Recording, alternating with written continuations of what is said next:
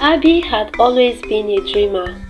At the age of 10, she was small for her age, with big eyes that sparkled like the evening stars and a mop of unruly hair that seemed to have a mind of its own. But despite her cheerful exterior, Abby's life was not all rainbows and butterflies. She lived with her father, who worked as a blacksmith, and her wicked stepmother, who seemed to take great pleasure in making Abby's life miserable. Every day, Abby was given the same tiresome tasks: sweeping the floors, washing the dishes, and most dreaded of all, fetching firewood from the forest. The forest was a dark and airy place, full of strange noises and creepy sounds that would send shivers down anyone's spine. But it was her only escape from the constant nagging of her stepmother. "Abby, what is taking you so long?" her stepmother would call from the kitchen, her voice sharp like a needle. "I am coming," Abby would shout back, though she knew her stepmother could not care less. She could already hear the complaints coming about how she never fetched enough firewood or how she took too long. It was all the same. One fateful afternoon, when the sun was low in the sky and the forest cast long ominous shadows, Abby set out again. Her stepmother had sent her off with a stern warning: "Don't you dare return without enough wood, Abby. If I have to come after you myself, you will be sorry." Abby sighed and trudged into the forest, her basket hanging loosely from her arm. She was tired of it all, tired of the endless chores, the cold glares, and the cruel words. Maybe today, just maybe, the forest would offer her a little peace. After wandering deeper into the forest, Abby found herself in a path where she had never seen before. The trees here were taller, their thick branches weaving together to form a canopy so dense that it seemed like twilight. Even in the middle of the afternoon, the air was cooler, and the usual sounds of rustling leaves and chirping birds were absent, replaced by an eerie silence. Abby paused. This wasn't where she usually went, but the silence called to her, beckoning her to explore further. And just when she was about to turn around and head back, she spotted something strange. A large, twisted tree, standing alone in a clearing. The tree was enormous, its bark dark and gnarled, and its roots snaked out like the arms of a giant, reaching toward the ground. But what caught Abby's attention was not its size, but the small, faintly glowing sign nailed to the tree trunk. It read, "Enter if you dare, for this tree holds many secrets." Abby blinked, her curiosity piqued. "Secrets?" she whispered to herself. She hesitated for a moment, but then, on a whim, she approached the tree. She had nothing to lose, and besides, this might be the most exciting thing to happen to her in a long time. She stepped forward and gently touched the bark. To her astonishment, the tree spoke. "Ah, a curious one, are we?" Abby jumped back in shock. Her eyes widened. Did the tree just speak?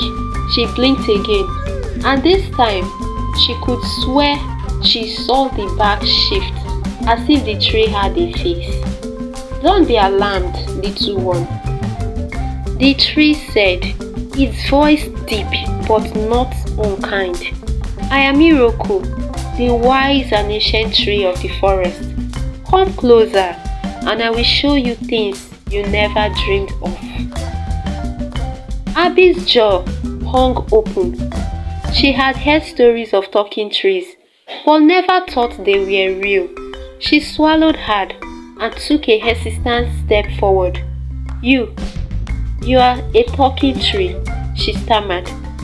"Indeed," Iroko replied with a chuckle. "But I am more than just a talking tree. I am a gateway, a portal to another world.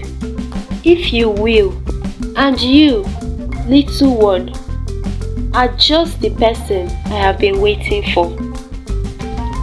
Abby's eyes gleamed with excitement.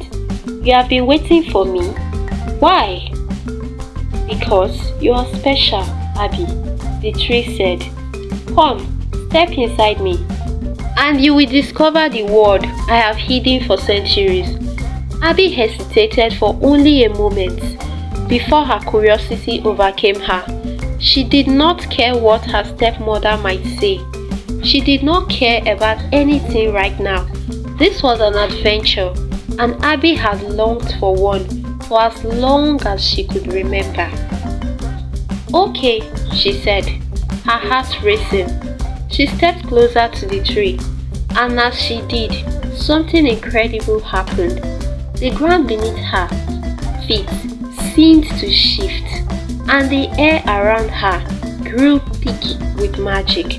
The bark of the tree began to twist and turn, forming an opening large enough for Abby to crawl through. Without looking back, she crawled inside. Abby crawled through the opening in the tree, and after what seemed like an eternity, she tumbled out the other side into a completely different world.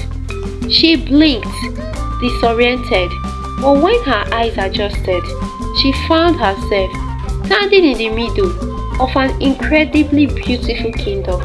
The air was fresh, and the sky above her was painted in hues of pink and gold. She stood in a lush garden filled with vibrant flowers, and around her, tiny little people bustled about, each no taller than Abby's nails. Abby gasped. What is this place?"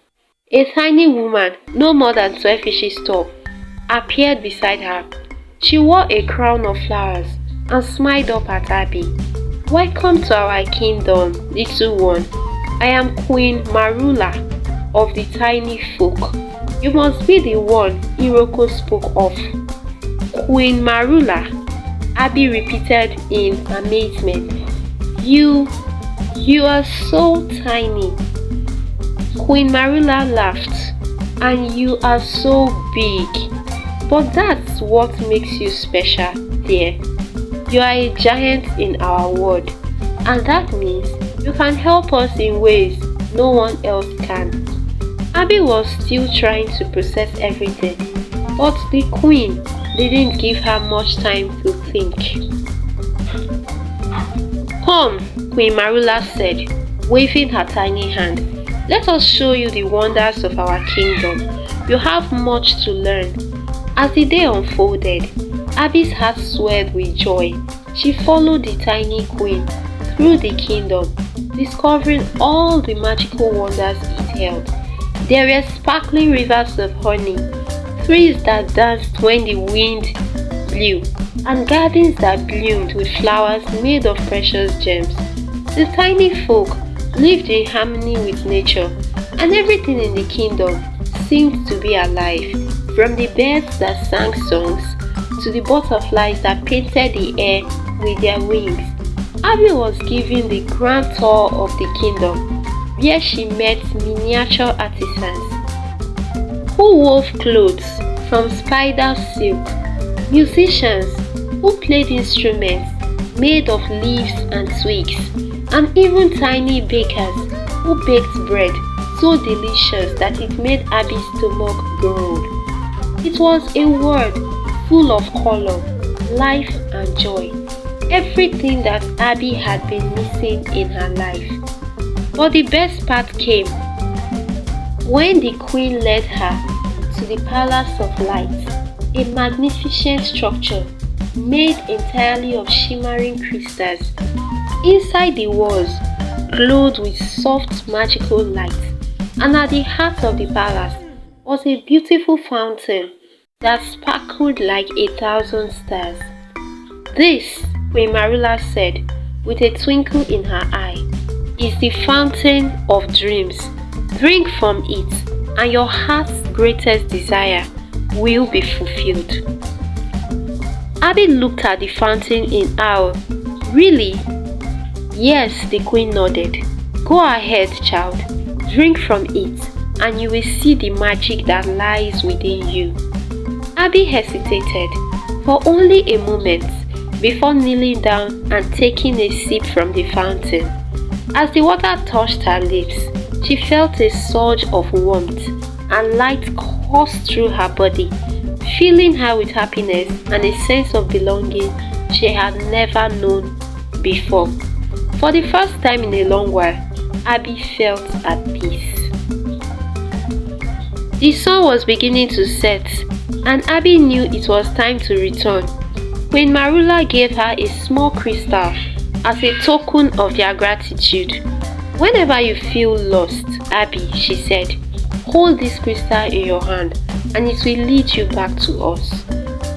Abby thanked the queen and made her way back to the talking tree. As she stepped through the portal and into the forest, she felt different, lighter somehow, happier. The weight of her sorrow had lifted, replaced by a sense of wonder and adventure.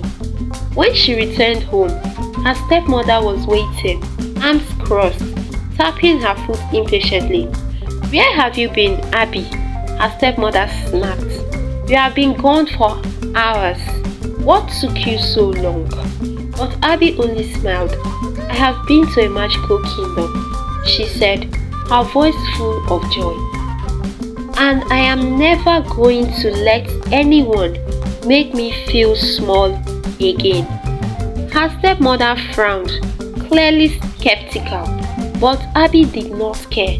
She knew that no matter how hard things got, she had a world of magic and wonder waiting for her, one that no one could take away.